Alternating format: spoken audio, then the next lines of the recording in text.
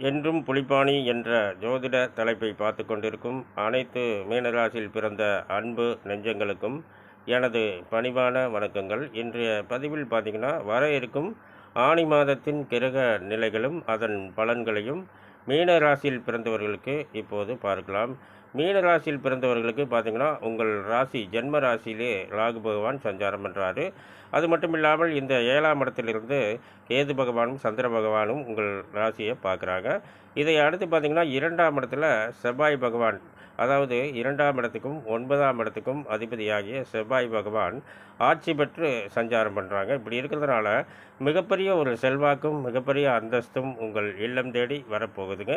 இது மட்டும் இல்லாமல் எத்தனையோ இடம் வாங்குவீங்க, வீடு கட்டுவீங்க, கிரகப்பிரவேசம் பண்ணுவீங்க, எத்தனையோ வண்டி வாகனங்கள் வாங்குவீங்க. இந்த மாதிரி நல்ல பலன்களே நடக்க போகுதுங்க.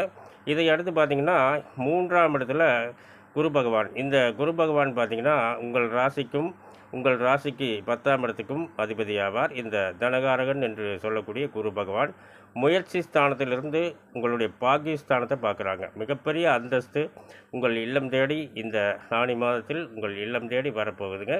இதை அடுத்து பார்த்திங்கன்னா, இந்த 3ஆம் இடத்துக்கும் 8ஆம் இடத்துக்கும் அதிபதியாகிய சுக்கிர பகவானும் 4ஆம் இடத்துக்கும் 7ஆம் இடத்துக்கும் அதிபதியாகிய புதன் பகவானும், இதை அடுத்து பார்த்திங்கன்னா 6ஆம் இடத்துக்கு அதிபதியாகிய சூரிய பகவானும் இணைந்து 4ஆம் இடத்துல சஞ்சாரம் பண்ணுறாங்க. அதாவது சதுர்கேந்திரத்தில். இப்படி இருக்கிறதுனால இவங்க பார்த்திங்கன்னா, இந்த மூவரும் இணைந்து 10ஆம் இடத்தை பார்க்குறாங்க உங்களுடைய ஜீவனஸ்தானத்தில். இப்படி இருக்கிறதுனால மேலும் ஒரு ரொம்ப முக்கியமான விஷயம் பார்த்திங்கன்னா, இந்த 4ஆம் இடத்து அதிபதி ஆட்சி பெற்றிருக்கார். இப்படி இருக்கிறதுனால இந்த ஆணி மாதத்தில் பார்த்திங்கன்னா, எத்தனையோ இடம் வாங்குவீங்க, வீடு கட்டுவீங்க, நல்ல நல்ல வண்டி வாகனங்கள்லாம் வாங்குவீங்க. அது மட்டும் இல்லாமல் ஜீவனஸ்தானத்தை பார்க்குறதுனால உங்களுடைய தொழில் ஸ்தானம் மிகப்பெரிய உயர்ந்த அந்தஸ்துக்கு செல்ல போகுதுங்க இந்த ஆணி மாதத்தில்.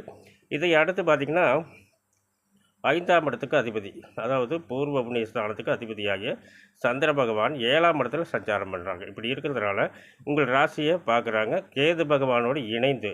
இந்த மீனராசியில் பிறந்தவர்கள், அதாவது இதுவரை திருமண வயதில் இருக்கும் மீனராசியில் பிறந்தவர்களுக்கு திருமணம் தாமதம் ஏற்பட்டு கொண்டிருந்தால் இந்த ஆணி மாதத்தில் பார்த்திங்கன்னா, சந்திர திசை இப்பொழுது நடந்ததுன்னு வச்சுங்களேன்.